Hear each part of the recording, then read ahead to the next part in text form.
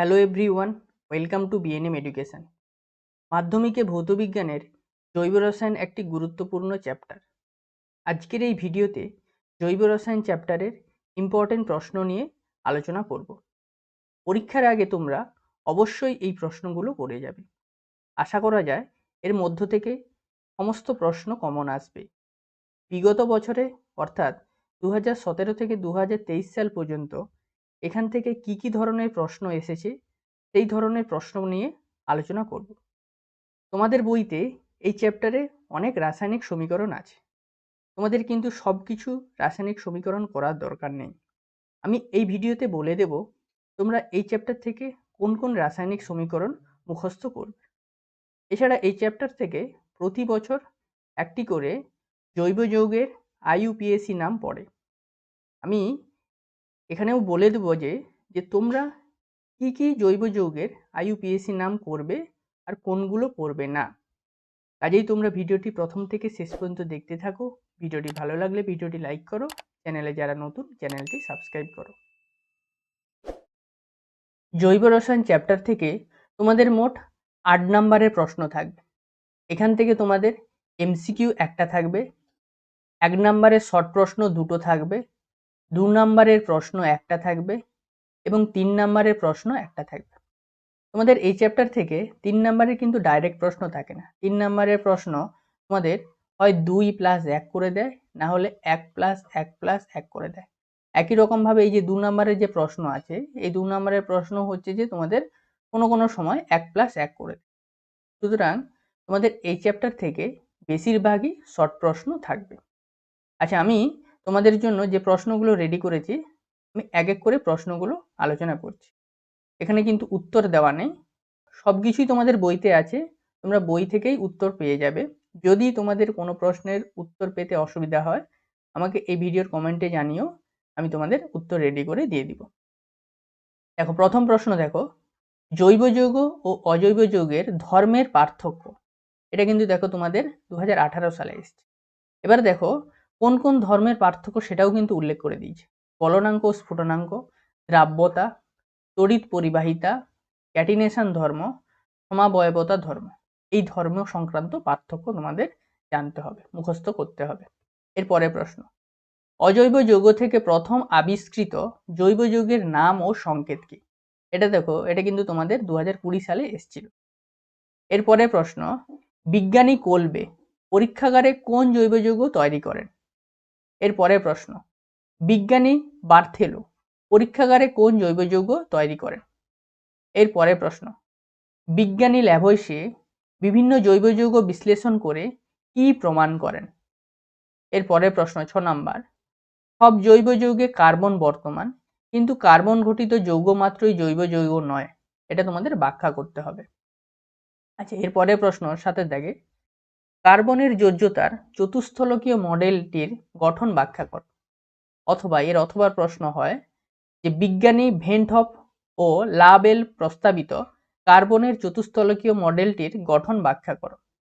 এরপরে প্রশ্ন, স্পষ্ট রেখাচিত্র ও বন্ধন কোণ সহ মিথেনের কার্বনের 4টি যোজ্যতার চতুস্থলকীয় মডেলটি ব্যাখ্যা করো। এরপরে প্রশ্ন, মিথেনে কার্বনের 4টি যোজ্যতা কিভাবে থাকে? দেখো, এটা কিন্তু তোমাদের 23 সালে এসেছিল। এরপরে প্রশ্ন, মিথেনে অণুতে HCH বন্ধন কোণের মান কত? এটাও কিন্তু তোমাদের 2019 সালে এসেছিল। এরপরে প্রশ্ন, কার্বন পরমাণুর ক্যাটিনেশন ধর্ম বলতে কি বোঝো? এরপরে প্রশ্ন, সম্পৃক্ত জৈব যৌগ ও অসম্পৃক্ত জৈব যৌগ কাকে বলা হয়? উদাহরণ দাও। এরপরে প্রশ্ন, C2H6 কে সম্পৃক্ত হাইড্রোকার্বন বলা হয়, কিন্তু C2H4 কে অসম্পৃক্ত হাইড্রোকার্বন বলা হয় কেন? এটা কিন্তু দেখো তোমাদের নমুনা প্রশ্নপত্রে ছিল। এরপরে প্রশ্ন, ইথিলিনের গঠন সংকেতের সাহায্যে দেখাও যে এটি একটি অসম্পৃক্ত হাইড্রোকার্বন। এটা কিন্তু তোমাদের 2017 সালে এসেছিল। এরপরে প্রশ্ন, কার্যকরী গ্রুপ বলতে কি বোঝায়? একটি উদাহরণ সহ লেখো। এটা কিন্তু তোমাদের 2020 সালে এসেছিল। আচ্ছা, এরপর দেখো, alcohol, aldehyde, ketone, carboxylic acid, amine ও ইথার এই কার্যকরী মূলকগুলির গঠন সংকেত লেখো। প্রত্যেকটা এই যে কার্যকরী মূলক আছে প্রত্যেকটার সংকেত কি এবং গঠন কি রকম তোমরা যাতে চিনতে পারো। কোনো যৌগ যদি দিয়ে দেয়, যদি বলে যে এটা হচ্ছে যে কি ধরনের যৌগ বা এখানে কি ধরনের কার্যকরী মূলক আছে, তোমরা যাতে চিনতে পারো সেরকম কিন্তু তোমরা রেডি করে রাখবে। দেখো এখান থেকে কি রকম প্রশ্ন এসছে, দেখো এমসিকিউ দেখো 2017 সালে এসেছিল, নিচের কোনটি অ্যালডিহাইডের কার্যকরী গ্রুপ। তাহলে এই চারটে অপশন দিয়ে দিচ্ছে, এই চারটে অপশন থেকে তোমাদের বলতে হবে যে কোনটা অ্যালডিহাইডের কার্যকরী গ্রুপ। অপশন বি সঠিক। আচ্ছা, এরপরে প্রশ্ন দেখো যে একই রকম ভাবে এখান থেকে কি ধরনের প্রশ্ন এসেছিল, নিচের কোনটি একটি অ্যালকোহল। এটা কিন্তু 2023 সালে এসেছিল। তাহলে তোমাদের চিনতে হবে যে অ্যালকোহল তোমরা কি করে চিনবে যে ওইচ থাকলে অ্যালকোহল হয়, তাহলে এটা সঠিক। আচ্ছা, এরপরের প্রশ্ন, আইসোমেরিজম বা সমাবয়বতা কাকে বলে, উদাহরণ সহ লেখো। এর পরের প্রশ্ন দেখো, গঠনগত সমাবয়বতা কাকে বলে, উদাহরণ সহ লেখো। দেখো এই চ্যাপ্টারে তোমাদের যত সংজ্ঞা আছে তোমরা কিন্তু সব রেডি করবে, ঠিক আছে? সংজ্ঞা থেকেও ডাইরেক্ট প্রশ্ন আসে। এর পরের প্রশ্ন, অবস্থান ঘটিত সমাবয়বতা কাকে বলা হয়, উদাহরণ সহ লেখো। এর পরের প্রশ্ন, কার্যকরী মূলক ঘটিত সমাবয়বতা কাকে বলা হয়, উদাহরণ সহ লেখো। এর পরের প্রশ্ন দেখো, CH3CH2OH এর একটি সমাবয়বের গঠন সংকেত লেখো। এটা কিন্তু তোমাদের 2017 সালে এসেছিল। এর পরের প্রশ্ন, CH3CH2CH2OH এর একটি অবস্থান ঘটিত সমাবয়বের গঠন সংকেত লেখো। এটাও কিন্তু তোমাদের 2018-তে এসেছিল।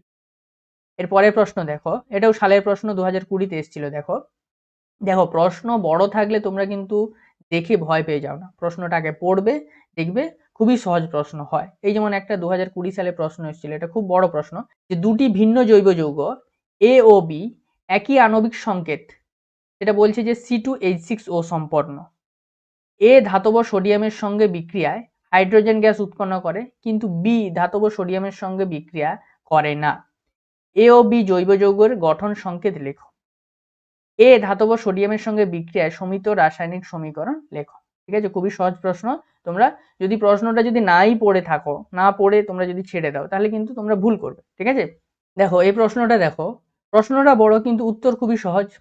দেখো এর হচ্ছে যে সমাবয়ব কি হবে, একটা হবে ইথানল হবে CH3CH2OH হবে, আর একটা কি হবে যে ডাইমিথাইল ইথার হবে CH3OCH3 হবে।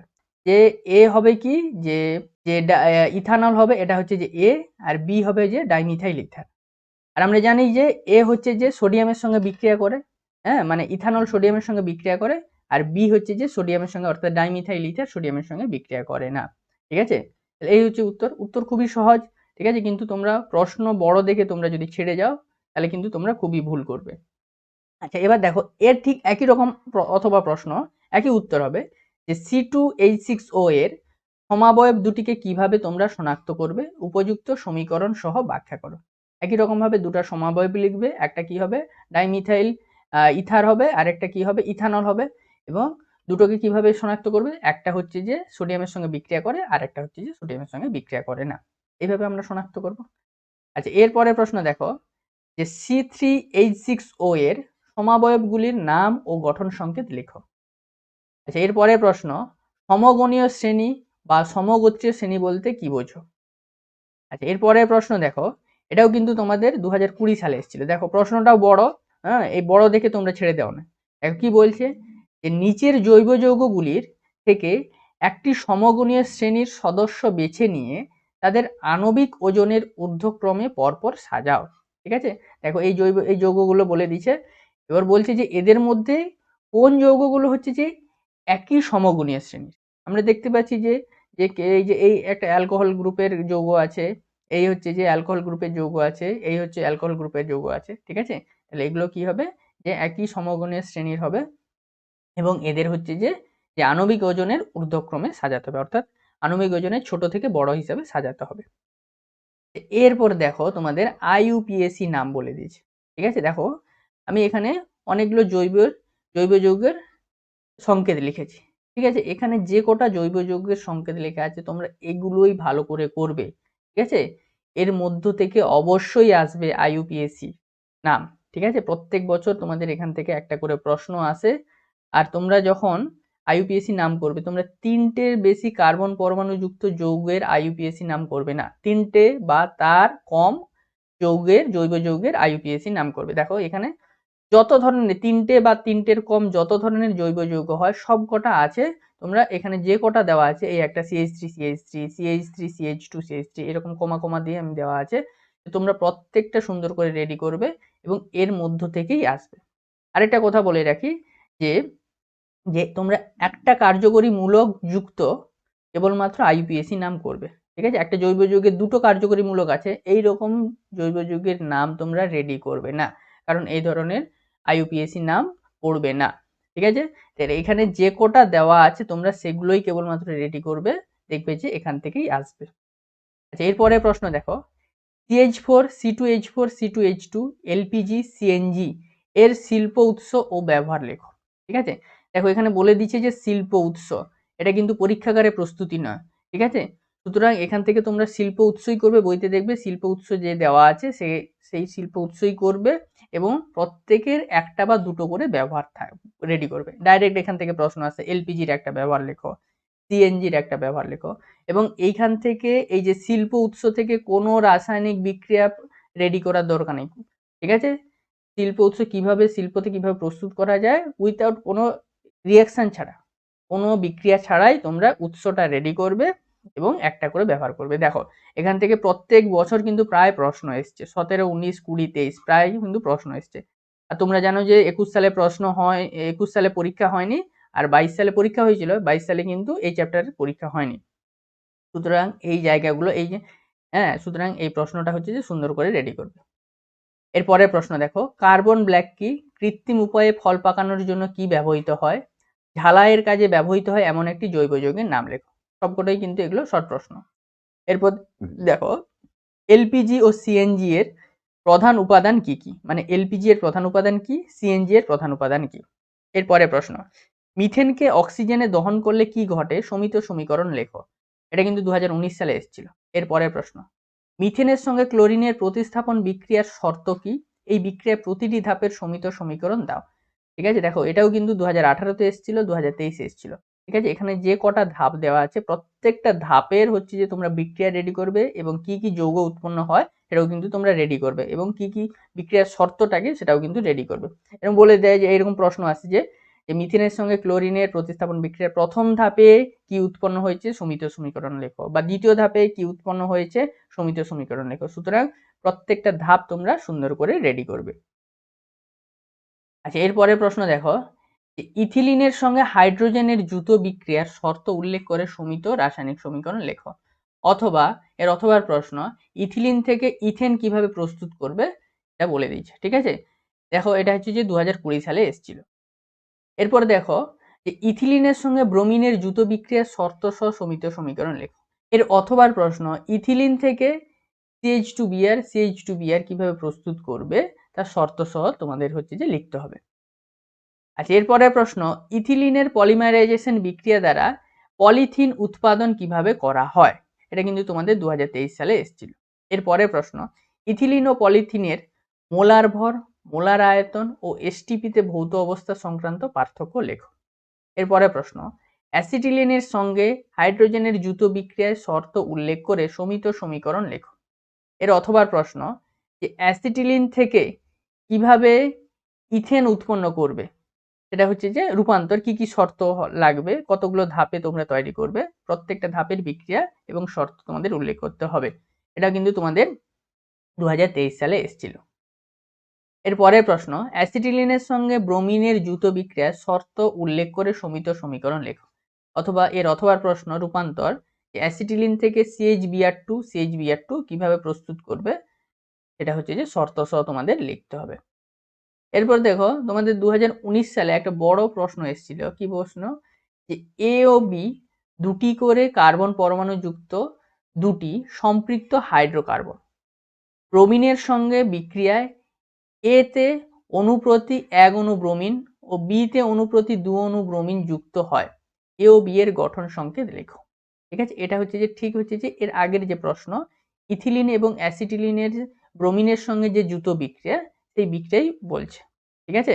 তাহলে দেখো আমরা জানি যে কিছুক্ষণ আগে আলোচনা করেছি যে ইথিলিনের সঙ্গে ব্রোমিনের বিক্রিয়া কি উৎপন্ন হয়েছে, ইথিলিনের সঙ্গে ব্রোমিনের বিক্রিয়া কি উৎপন্ন হয়েছে, যে CH2Br অর্থাৎ একটা ব্রোমিন পরমাণু হচ্ছে যে যুক্ত হচ্ছে, ঠিক আছে, একটা একটা করে ব্রোমিন পরমাণু যুক্ত হচ্ছে, ঠিক আছে। তাহলে এ অণুতে হচ্ছে যে এক অণু ব্রোমিন যুক্ত হয়েছে, তার মানে এ কি হবে, যে হচ্ছে যে ethylene CH2 double bond CH2। আর কি বলছে, বি তে হচ্ছে যে অনুপ্রতি হচ্ছে যে দুটি করে ব্রোমিন যুক্ত হয়েছে, তার মানে দেখো আমরা যদি দেখি যে এই অ্যাসিটিলিনের সঙ্গে ব্রোমিনের বিক্রিয়ায় CHBr2 উৎপন্ন হয়েছে, অর্থাৎ দু অণু করে ব্রোমিন যুক্ত হয়েছে, সুতরাং হচ্ছে যে বি হবে কি, যে হচ্ছে যে অ্যাসিটিলিন। হ্যাঁ, এবার বলছি যে বি এর সঙ্গে ব্রোমিনের বিক্রিয়া, অর্থাৎ যে অ্যাসিটিলিনের সঙ্গে ব্রোমিনের বিক্রিয়ায়, এই যে অ্যাসিটিলিনের সঙ্গে ব্রোমিনের বিক্রিয়ায় যে বলেছে কি কি শর্ত লাগবে এবং বিক্রিয়াটা সুন্দর করে লিখতে হবে। আচ্ছা, এরপরে প্রশ্ন দেখো যে পিভিসি, পলিথিন, পলিটেট্রাফ্লুরোইথিলিনের মনোমারের নাম ও একটি করে ব্যবহার লেখো। আচ্ছা, এটাও কিন্তু হচ্ছে তোমাদের প্রশ্ন এসছে, বিগত সালে প্রশ্ন এসছে, সালটা লেখা হয়নি, সুতরাং প্রত্যেকটার মনোমার তোমরা রেডি করবে এবং ব্যবহার তোমরা একটা করে ব্যবহার রেডি করবে। এর পরের প্রশ্ন, জৈব ভঙ্গুর পলিমার কাকে বলে, উদাহরণ দাও, এবং জৈব অভঙ্গুর পলিমার কাকে বলে, উদাহরণ দাও। এর পরের প্রশ্ন, নন বায়োডিগ্রেডেবল পলিমার ব্যবহারের ক্ষতিকারক প্রভাবগুলি লেখো। এর পরের প্রশ্ন, প্রকৃতিতে জৈব পলিমার প্রোটিন ও কার্বোহাইড্রেটের বায়োডিগ্রেডেশন কিভাবে হয়, ঠিক আছে, এটা কিন্তু তোমাদের 2017 সালে এসেছিল, 2017 সালে এসেছিল। এর পরের প্রশ্ন, প্যাকেজিং এর ব্যবহারের জন্য পাট ও পলিথিনের মধ্যে কোনটি পরিবেশ বান্ধব ও কেন, এটাও কিন্তু তোমাদের 2019-এ এসেছিল। এর পরের প্রশ্ন, দুটি পুনর্ব্যবহারযোগ্য পলিমারের ব্যবহার লেখো। এর পরের প্রশ্ন, ইথাইল অ্যালকোহলের সঙ্গে ধাতব সোডিয়ামের বিক্রিয়ায় কি ঘটে, সমিত সমীকরণ লেখো। এটা হচ্ছে তোমাদের 2018-তে এসেছিল। এর পরের প্রশ্ন, শর্ত সহ ইথানলের নিরুদন বিক্রিয়াটি লেখো। এটাও কিন্তু তোমাদের 2017-তে এসেছিল। অথবা প্রশ্ন হয় যে ইথানল থেকে ইথিলিন কিভাবে প্রস্তুত করবে, তার হচ্ছে যে কিভাবে করবে, কি শর্ত লাগবে, কি কি লাগবে, ঠিক আছে, সেগুলো কিন্তু তোমাদের বলতে হবে। এর পরের প্রশ্ন, ইথানলের ব্যবহার উল্লেখ করো। ব্যবহার থাকলে তোমাদের একটা করে ব্যবহারই বলে, যে ইথানলের একটা ব্যবহার লেখো। এটাও কিন্তু তোমাদের 2019-এ এসেছিল। এর পরের প্রশ্ন, অ্যাসিটিক অ্যাসিডের সঙ্গে সোডিয়াম হাইড্রোক্সাইডের বিক্রিয়ায় কি ঘটে, সমিত সমীকরণ লেখো। এটাও কিন্তু তোমাদের বিগত সালে এসেছিল, 2019 সালে এসেছিল। এর পরের প্রশ্ন, অ্যাসিটিক অ্যাসিডের সঙ্গে সোডিয়াম বাইকার্বনেটের বিক্রিয়ায় কি ঘটে, সমিত সমীকরণ সহ লেখো। এটা হচ্ছে যে 2018-তে এসেছিল। এর পরের প্রশ্ন, অ্যাসিটিক অ্যাসিডের সঙ্গে ইথানলের বিক্রিয়ায় কি ঘটে, সমীকরণ সহ লেখো। এর পরের প্রশ্ন, অ্যাসিটিক অ্যাসিডের ব্যবহার লেখো। এর পরের প্রশ্ন, মিথানলের বিষক্রিয়ার প্রভাব উল্লেখ করো। এর পরের প্রশ্ন, ডিনেচার স্পিরিট কি, এর ব্যবহার উল্লেখ করো। এটাও কিন্তু তোমাদের বিগত সালে এসেছিল, সালটা লেখা হয়নি। আজকের ভিডিও এ পর্যন্ত। তোমাদের কোনো প্রশ্ন, যদি কোনো ডাউট থাকে, কোনো প্রশ্নের উত্তর যদি তোমরা বইতে খুঁজে না পেয়ে থাকো, তোমরা আমাকে এই ভিডিওর কমেন্টে জানিও, এবং পরবর্তীকালে অন্য কোন চ্যাপ্টার থেকে এইরকম ইম্পর্টেন্ট প্রশ্ন নিয়ে আলোচনা করতে হবে তোমরা তাও আমাকে এই ভিডিওর কমেন্টে জানিও। ভালো থাকো, সুস্থ থাকো, অনেক অনেক ধন্যবাদ।